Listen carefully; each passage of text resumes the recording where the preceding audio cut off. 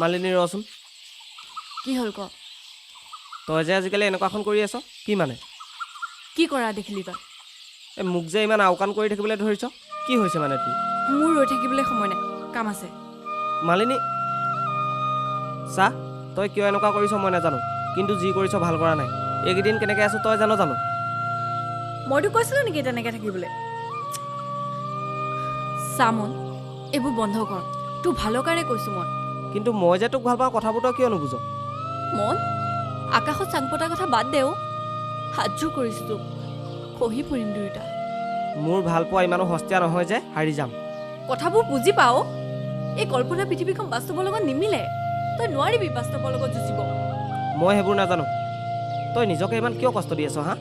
আমাৰ কথাবোৰতো ভাব। নোৱাৰো মই সেইবোৰ ভাবিব। আৰে যাওঁ মই। আৰে মালিনী শুন না। শেষবাৰলৈ কৈছোঁ, মোক আৰু এইবিলাক কথা লৈ আমনি নকৰিবি।